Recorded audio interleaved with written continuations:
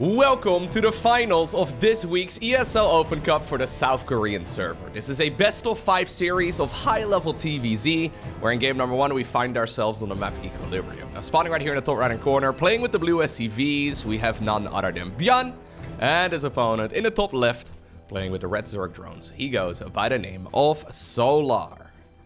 Oh no. Oh no, not this again. Oh no, not this again. Generally speaking, it's ByuN that starts the conversation, it seems. At the very least, whenever I cast ByuN series, and he's going up against one of his friends, one of his colleagues, one of his competitors, or fellow competitors, I suppose, he tends to... Okay, yeah, we're just... Alright, fair enough.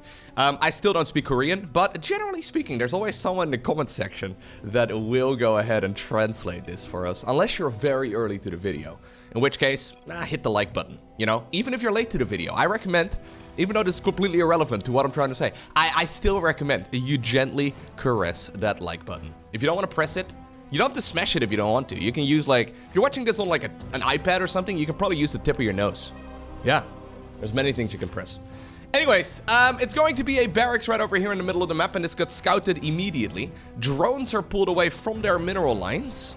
It's just 2. I think I would have gone 3. Maybe even 4. Because, like, if you don't believe you're not gonna get it, then you should probably not... Yeah. Like, if you're gonna half commit, you may as well not commit at all. You know what I mean? Like, that is just one of those things in StarCraft 2 where 50% does not really get you anywhere. Anyways, the structure finished. If you manage to, by the way, kill that SCV and basically delay the barracks for that long, the game is actually pretty much over. Like, you're so far behind at that point as Terran that it's quite difficult to recover. Luckily here for ByuN, he does end up finishing that barracks, as these guys are still chatting away. Yeah, serious dip in APM right now. Single question mark, the hallmark of all the Korean pro gamers. Just the single question mark at a random moment. Very nice. Hey, by the way, I woke up this morning and I noticed my voice sounds even more manly than it normally does. I did some, like, voice warm-up exercises and stuff, but for some reason, I guess I don't know. I may be getting a cold or something. I'm not exactly sure. Maybe I already have a cold. I don't really know. Either way, if my voice sounds even funnier than per usual, that would be the reason. Maybe it's not even noticeable. Sometimes I say that. Sometimes I, like, hear that in my own headphones and I hear it in my own head, right? Whenever I'm talking. But sometimes it doesn't actually translate particularly well to, like, the live stream or, for example, the video. Anyways, a couple of Reapers here going to town. Link speed is obviously a long while away, but the problem is it's just Reapers. And these guys, they certainly lose a one-on-one against a Queen. When there's 2 of them. When Brenda and Karen hold hands and they harass those units together, nothing can really stop them. Other than maybe a 3rd Reaper. Maybe a 3rd Reaper could go ahead and stop them. Anyway, it's going to be a triple CC opener right here for ByuN, who has gone, of course, for the command center as well on the low ground. That one is now finishing up, and it's going to be growing a nice little planetary, not a planetary, sorry, an orbital command hat right on top of itself. A nice little satellite dish, so ByuN can get all the television channels, there you go, that he ever wanted. Isn't that beautiful? I'm not exactly sure what the Korean pro gamers would watch, though, on television. Probably K-dramas, right? Yeah, K-dramas are pretty popular in the Netherlands these days. I can imagine that's what we're doing. ByuN has decided to go for 2 additional factories. Interesting. So, of course, Maru has been playing a bunch of Mech as of late. And generally speaking, this is like trickle-down strategy-nomics. Generally speaking, it trickles down to the other players as well. Whenever, like, the highest ranked players in the game do anything fresh, anything weird, usually, at least in the smaller online cups, other players that are right below their skill level, and obviously ByuN is a fantastic player in his own right, but overall not quite as successful as, for example, Maru, although, well, he did win a world championships and Maru did not, so, you know, he got that going for him. Anyways, despite all of that, usually the pro gamers will try and copy each other's builds, right? Especially when the top dogs are playing it. Clem doesn't really seem to like Mech at all. Rarely see Clem playing Mech. I don't even remember the last time. But the Koreans certainly have been mixing it in quite a bit, and this is going to be straight up Terran Mech. Of course, with this particular opener though, Solar is still gonna have a pretty nice economy himself as well. Sure, those Reapers, they did delay him a little bit, but all things considered, it's really not the end of the world. Overlord is going to scout out exactly what's going on right now inside of the main base. This is really cheeky, because that is a fake Stimpak. There is about a 0% chance that that is a real Stimpak research. Just trying to make sure that the Overlord, sees the green light right there inside of the tech lab, and that Solar is like, oh, yep, you know what I need? Bailing speed. Cancel? If you're gonna finish that, I'm gonna lose my mind. Okay, I was gonna say, that makes no sense. He does cancel that upgrade. He just made me sweat for a little bit. Alrighty, now, luckily for Solar, the mind game did not really work, because he was already doubling down on our Roach Warren regardless. Terran players have been playing these tricks on Zergs for a little while now, so... You know, sometimes scouting information is kind of irrelevant, because yeah, now you've seen a barracks with a tech lab that's, you know, got a green light on it, and it still doesn't tell you anything. You're always dealing with limited information. Apparently the Zergling right here got roasted. That was really funny. Haha, dead Zergling, am I right? I agree, lads.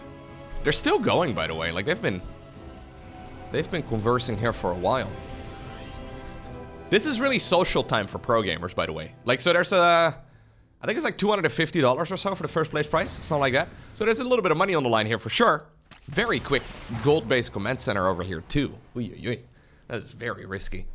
Anyways, these guys usually take that, you know, when they're working their day job as the perfect opportunity for a little bit of a chatter back and forth. Yeah, rather than meeting for dinner or lunch or whatever. Because basically all the Korean pro gamers, they live in Seoul. Now, Seoul is massive, though, so I guess even if you do live in the same city, maybe you don't live particularly close.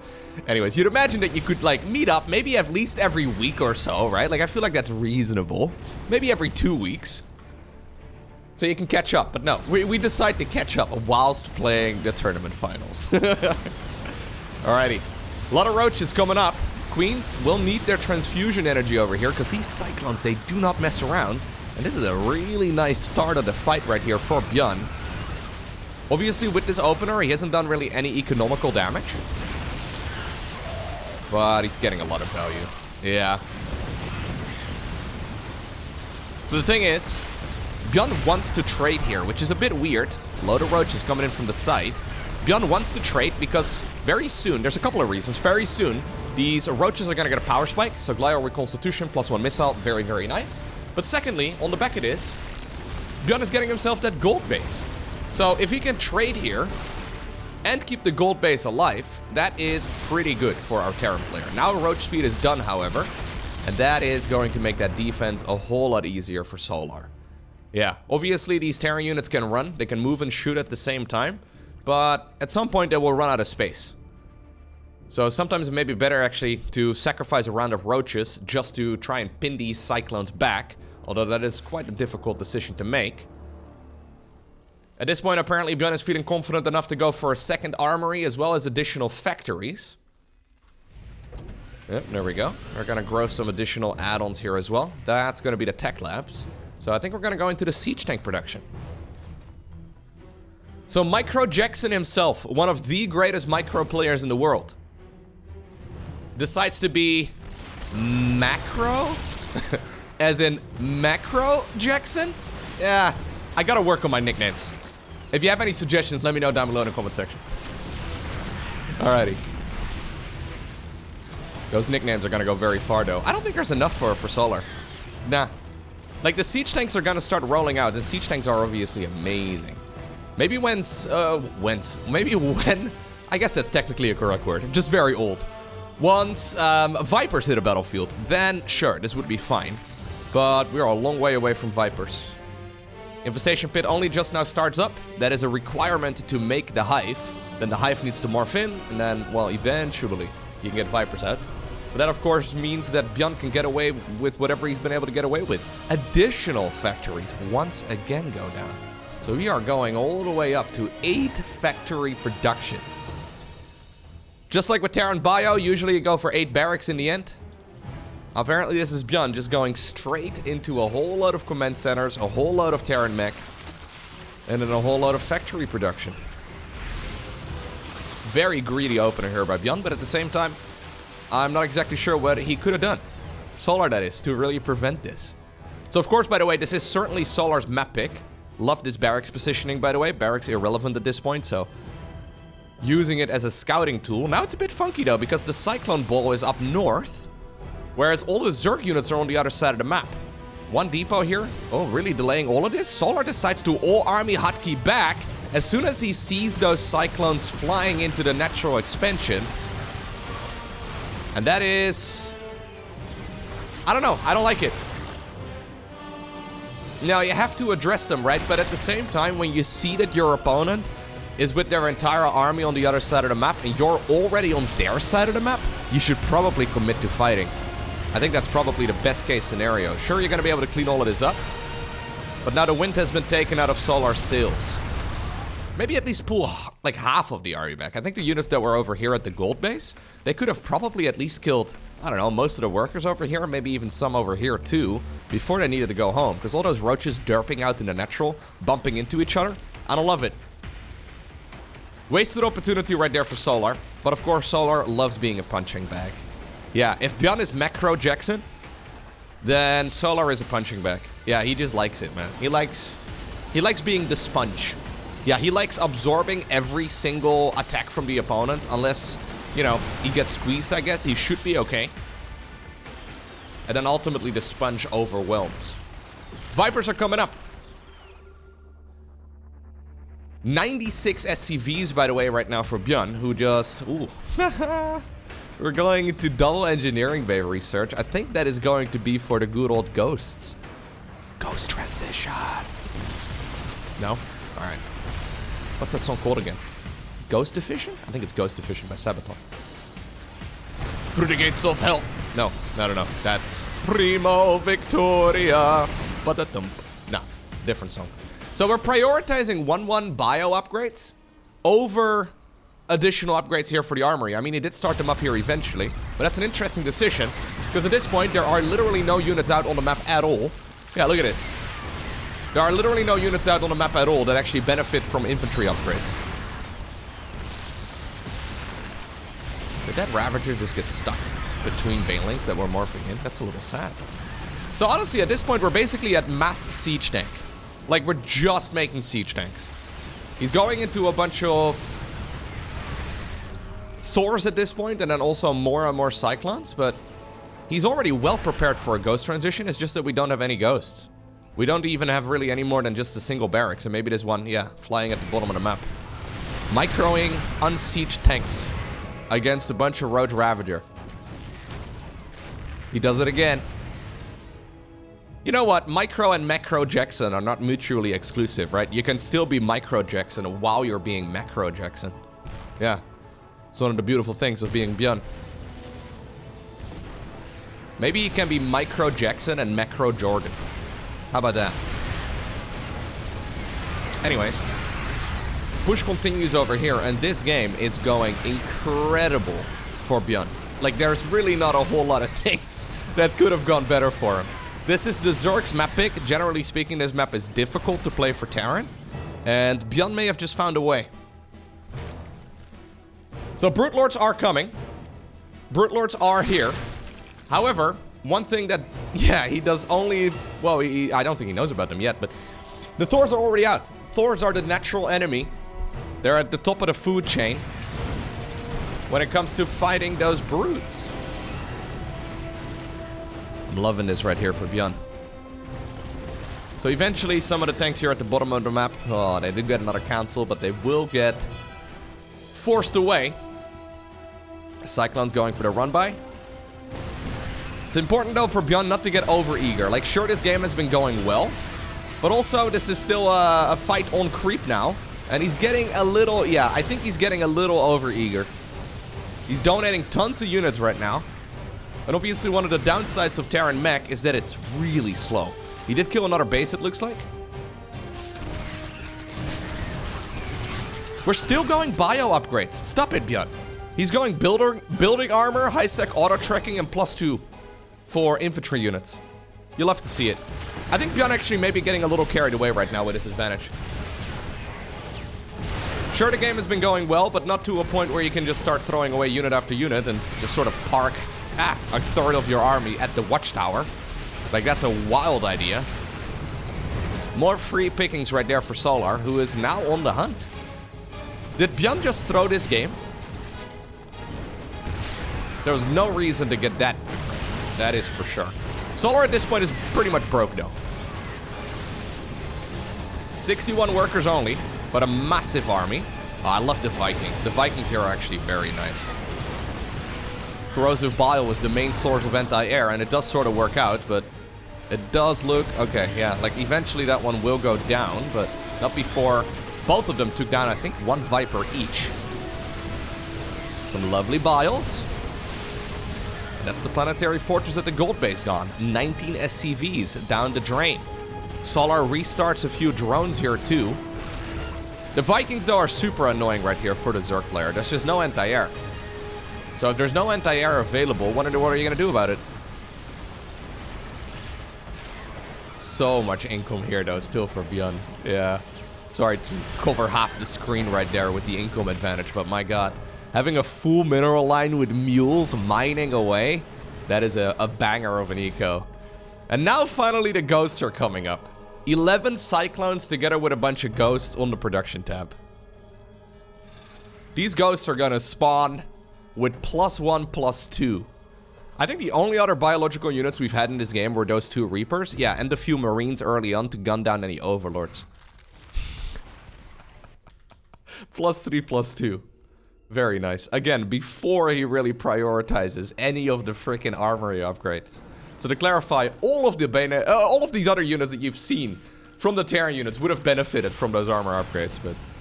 Anyways, Thors are gonna get a nice little touch-up whilst they're at the front lines. You love to see it. Infestors are going around, but they don't have neural parasites. So they're really just here for fungal growth. And the question is there enough for Solar to even really stop this? This is not an army with any siege tanks anymore, so even though we were north of like 20 siege tanks earlier, at this point we have none. Well, yeah, we have 6, but I think they're set up.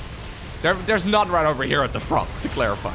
Oh, this one also gets spotted because there's a random missile turret in the middle of the map. Thors are taking a lot of damage. Ghosts have already died. But I think ultimately, yep, ByuN just has enough stuff. Alrighty, game number 2 in this best of 5 series.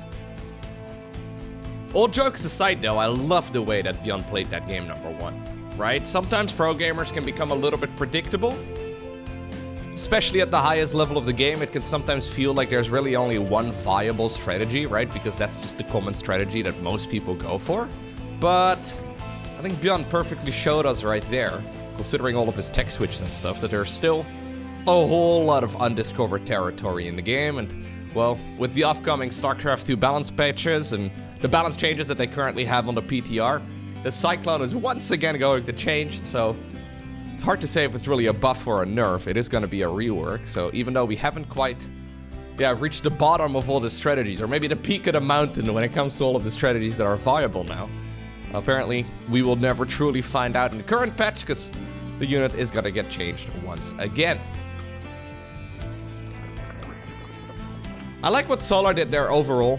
Couple of strategic decisions that I would have liked to see him change. So Solar is I was gonna use the word boring player, but maybe that's not entirely fair, because I'm personally a big fan of the way that he approaches the game, but he really does like, all jokes aside, he loves getting slapped around by the Terran player, only to eventually overwhelm him. So he's very good at not taking damage in the early game, in the mid game, and then eventually swarming all over the opponent, right? So I think that initial Cyclone attack, when the gold base was first made, kind of threw Solar off a little bit. He decided to go for roach speed, and it was roach speed alone. He did have +1 missile going on at that point too, but it wasn't really lined up with that roach speed upgrade. I feel like a couple of small improvements really could have helped out quite a bit. Obviously, against Terran Mech, one comeback mechanic that Zerg players always have access to is the good old Swarm Host.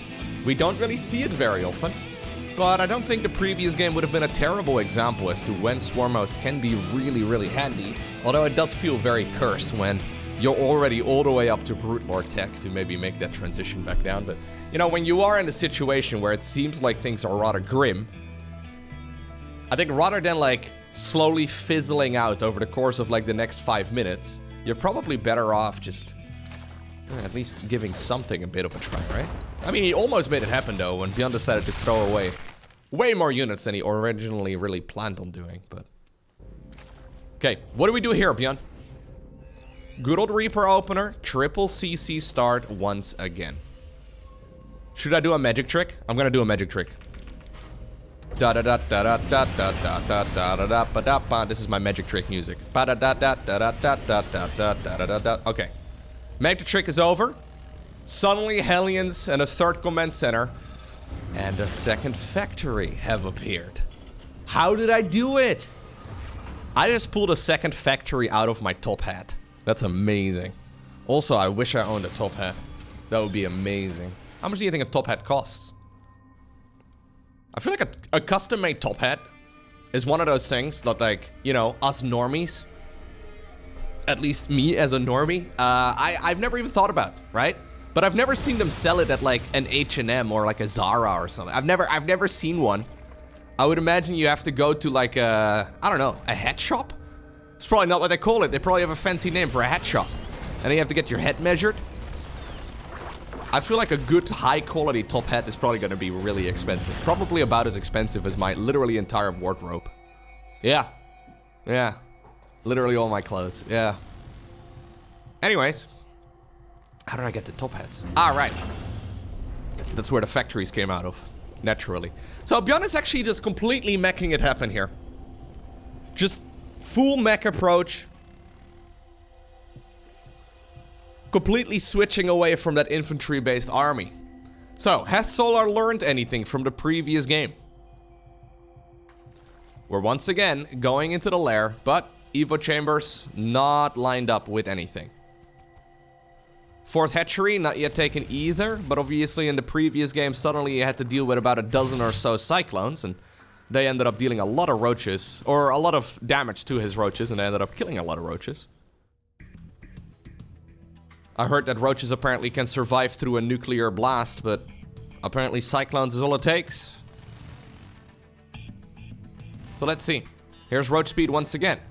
Here's the cyclone speed once again. What's cool about this though is that this is still a triple CC opener for ByuN, right? Like this is not really that committed. He doesn't really need to do any damage, but any damage at this point is good. And if he can kill this base, I think that's game. Yeah. I mean, game is maybe a little bit of an exaggeration, but this makes the game very, very difficult. So there is a Zerg counterattack, fair enough, but guess what? Cyclones are good against that too. Don't you love it? Yeah, isn't it nice? The jack of all trades mech unit. Oh, yeah. Brenda, Karen, Margaret, all of them are running away. But the queens are in trouble. So we're gonna go for infestors here. The idea for Solar is to try and hit a lucky fungal growth, at which point you close the distance with the roaches and clean up all these units, right? So obviously cyclones aren't that cheap. Yeah, they're not that expensive either, to be honest, but if you compare the stats of a cyclone, it's very similar to a fully upgraded Hydralisk, which I think is kind of funny. Like as far as cost goes, as far as like, you know, their general stats go. Obviously, there are some small differences. Plus, of course, Cyclones have that ability that allows them to move and shoot at the same time. But it is kind of funny when you draw the parallel, because in my mind, Cyclones come out at like minute 2. Hydras don't hit the battlefield fully upgraded until much later. Now we do get some nice fungal growths, though. And that does make this a little bit more manageable. Good scan. I do love that scan. So that way it does not lose the high ground vision. Very ambitious play right here by Brenda. She's gonna have to pay the price. Additional factories coming up once again. Siege tanks here on the production tab. Single armory. But I'm assuming we're gonna see the second armory here in just a moment.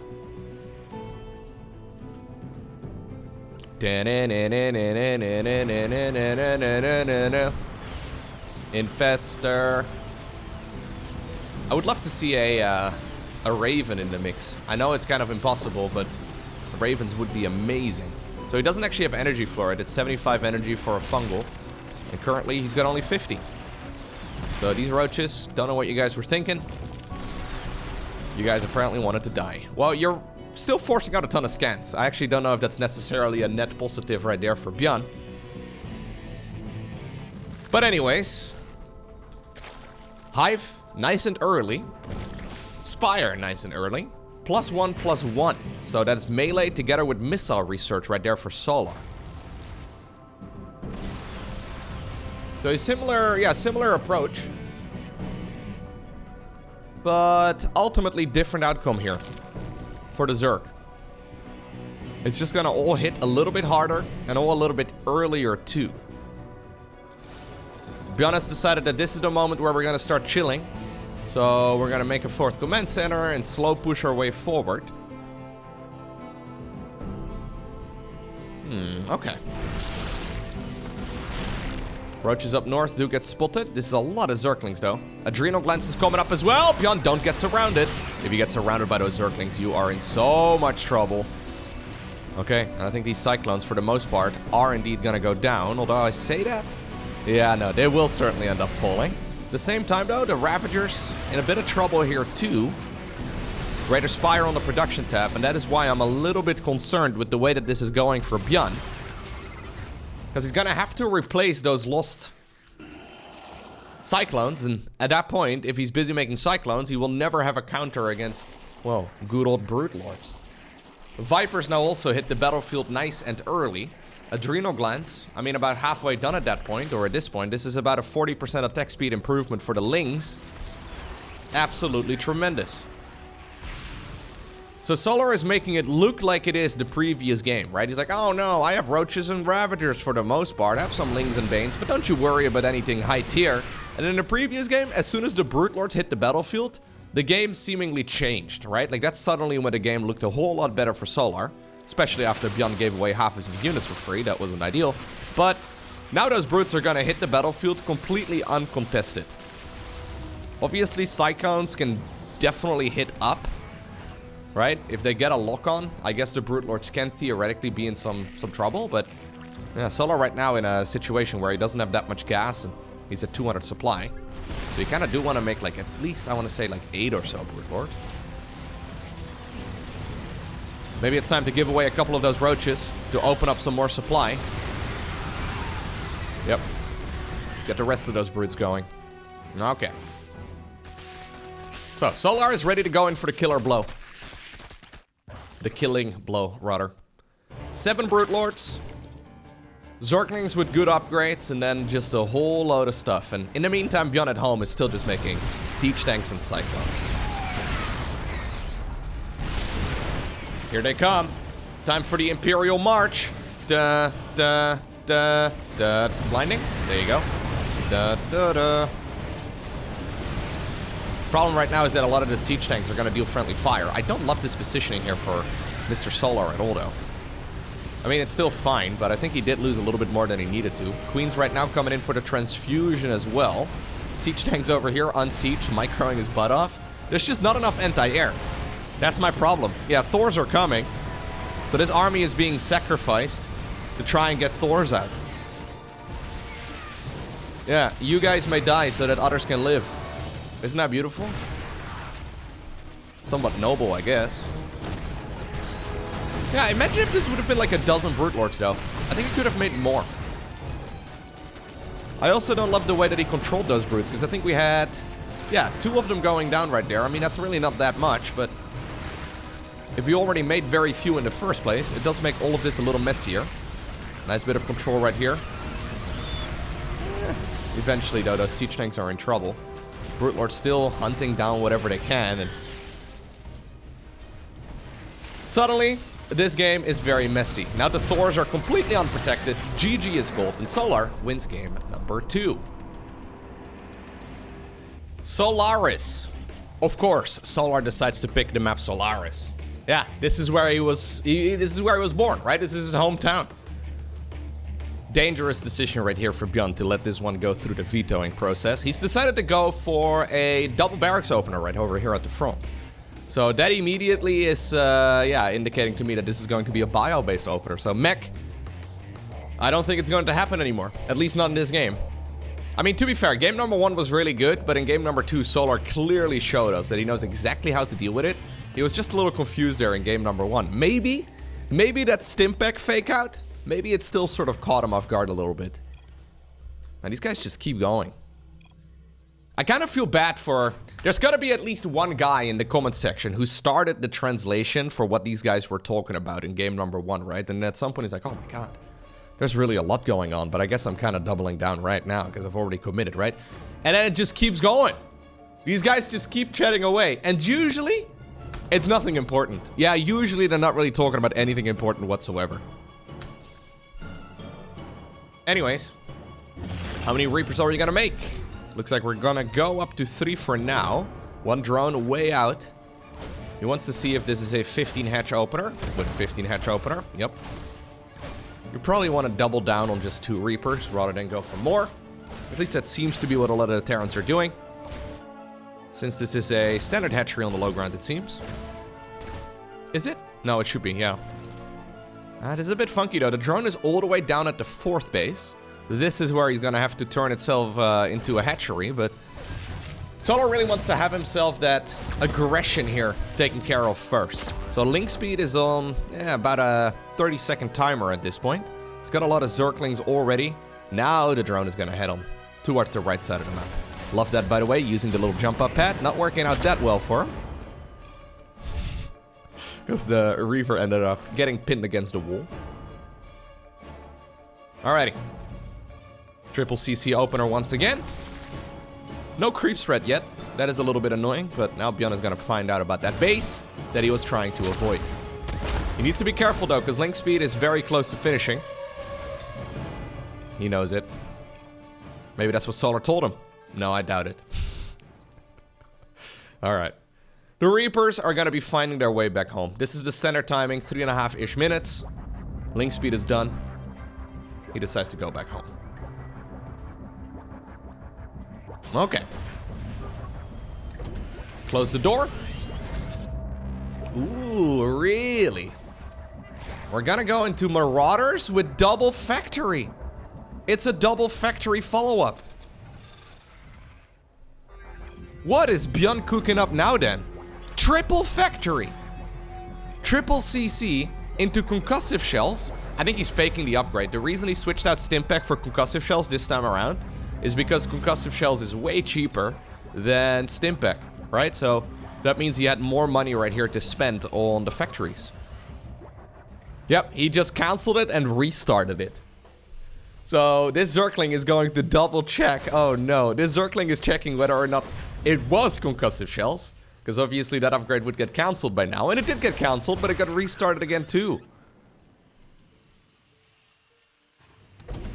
I mean, it's a small investment. You may as well just keep it around. Solar decides to switch it up here in game number 3. Rather than going for the lair and then the roach warren, he decided to go for the double evolution chambers, then double upgrades, and then eventually a lair. And maybe like a Bingling nest, right?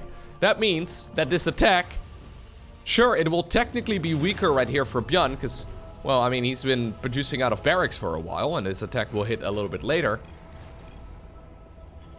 But it will hit a Zerg player who has no idea about what's going on in the game. Where's this fact? Where are you going, Orbital? Weren't you do? Okay. They're so busy typing that ByuN just misrallied his entire command center. Fantastic stuff. So it's +1 melee, +1 carapace. There's the roach warren, and there is finally the lair.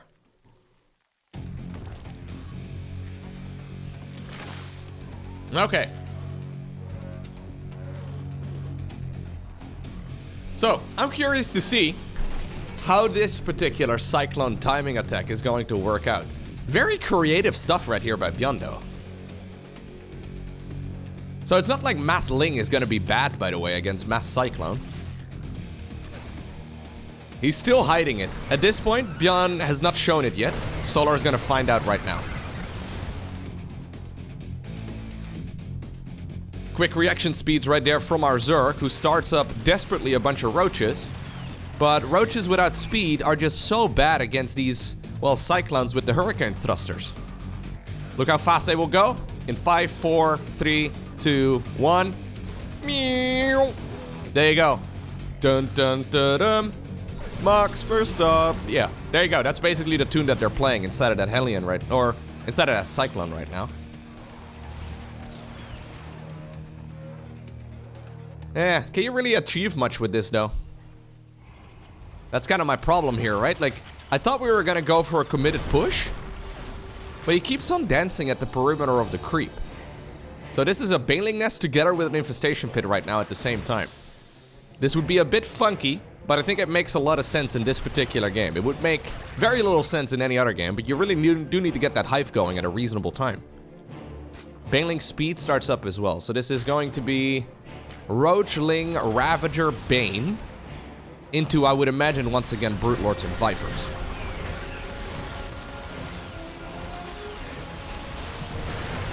Yeah. So sometimes when you're being really creative, you get a little bit carried away. And in art, generally speaking, that gets you rewarded. In competitive 1 versus 1 games, not necessarily the case. Like, yeah, ByuN has been doing some really cool stuff. And it looks funny, and it's something we haven't really seen before. Like, for example, this misplaced command center, right?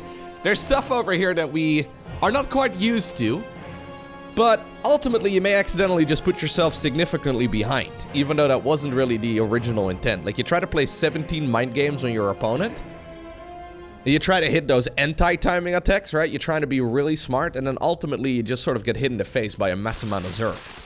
Especially against Zerg, that seems to be one of those problems you run into.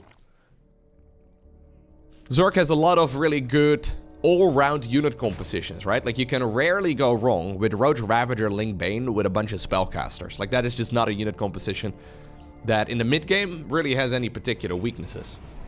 So you certainly can catch them off guard, but sometimes you get so caught up in your mind game that you're forcing your opponent to play a standard unit composition, and it turns out the standard unit composition from the Zerg is still good against the unit composition that you've gone for. You know what I mean? Like, you try to force out certain decisions, and they happen, but then you're still in a bad spot. Whereas against Protoss, they're usually a little bit more tech committed, I suppose. In general, Protoss has to be a little bit more delicate with the way that they produce their armies. With Zerg, just make a load of stuff. You'll probably be fine. So, once again, melee together with missile. Once again, hive together with a spire. ByuN dancing on the edge of the creep. There is an infestor over here in the back. Couple infestors over here. Boop. Beautiful. Second one. Do we need to? Nah, we don't need to. Beautiful. Beautiful stuff right there from ByuN. Solar immediately with the insult. You love to see it. I don't know what he said, but I'm gonna make the assumption this is ByuN crying. And again, we may find ourselves in a spot where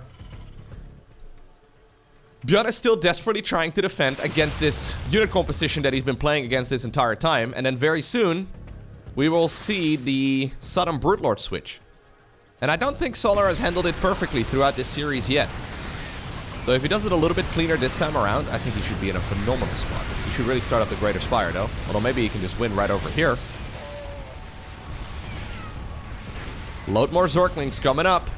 Adrenal Glands did start up as well. ByuN has been reduced to a much smaller supply count right now, although he is adding on new command centers. So he started up the Iron Bank. 1-1 vehicle, weapons, and armor finally finish up. Siege tanks unsieged here momentarily. Immediately gets punished for it. Yeah, and even though we could have gone for a Brute Lord transition, I don't think Solar needs it.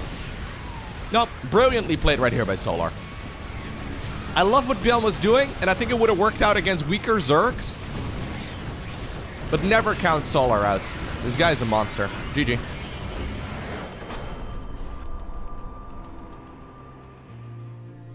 Alcyone. Match point right here for Solar.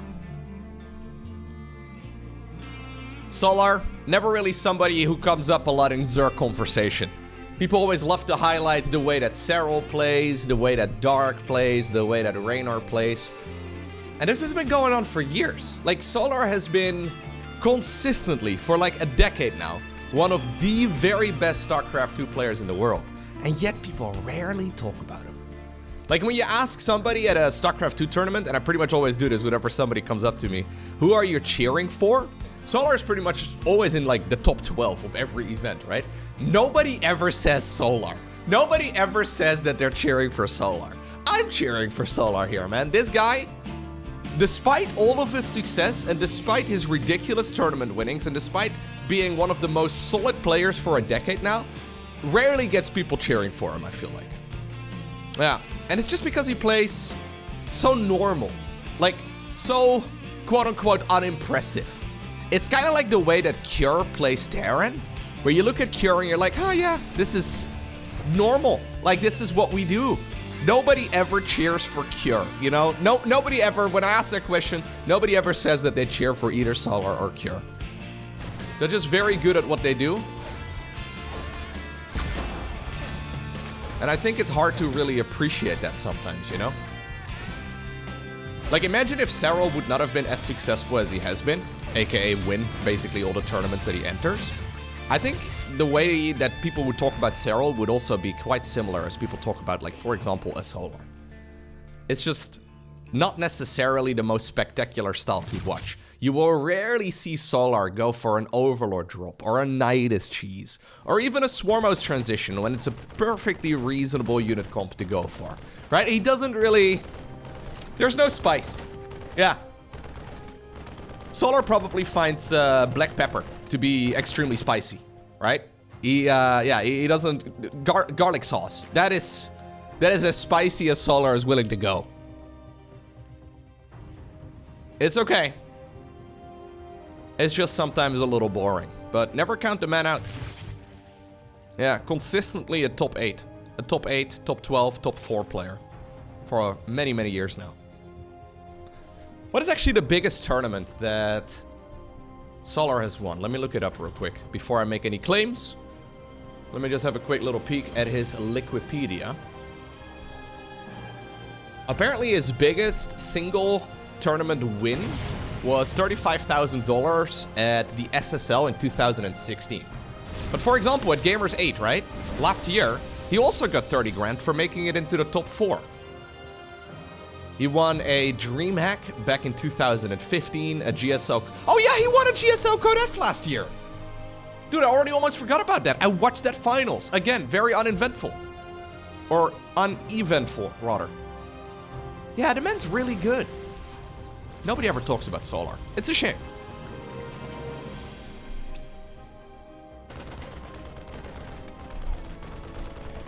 Don't really know too much about Solar.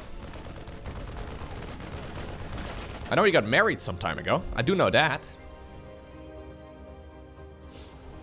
He's got very good English, by the way. It's actually very fun. Like, a lot of the Koreans, naturally, obviously, they tend to stick together because they're good friends and they see each other at tournaments a lot. But Solar speaks fluent English. So a lot of the Koreans, they do speak a little bit of English, obviously. But Solar actually, his English is excellent. So at StarCraft 2 tournaments, it seems to always be Solar who's kind of, you know, drawing the different groups of pro gamers together. He's like the bridge between the Koreans and the non-Koreans, which is pretty cool. Well, we do have a bit of an attack here this time around from Solar. Yeah, he is gonna go for the safest all-in, but it's a committed all-in regardless. Load of roaches going across the map. Maybe going against what I was saying here just a little bit. He is going up against somebody with 2 Banshees. This is a very safe opener for ByuN this time around. Okay, I actually really like this from Solar. He's got a bit of wiggle room. And he's decided, you know what? I'm gonna take a chance. And he made us actually make it work. There you go. This is the kind of stuff I want to see a little bit more from Solar. I think it'd be very good for him to mix this sort of stuff in, to become a little bit less predictable. Excellently done. Solar immediately coming in with the BM. ByuN, period, period, period, dot, dot, dot, dot, dot. I think ByuN is super dead. I mean, he's got 21 workers still remaining. Those Banshees are having a grand old time. We may want to continue harassing some of the Zerglings, but then he actually starts droning up again. Oh, yeah. Solar actually droning behind this. There's no way, Solar. Just make another round of units, dude. This is what I'm talking about, man. These drones that are coming up right now, we have a Spire transition. Okay, fair enough. The man's now going for triple hatchery saturation.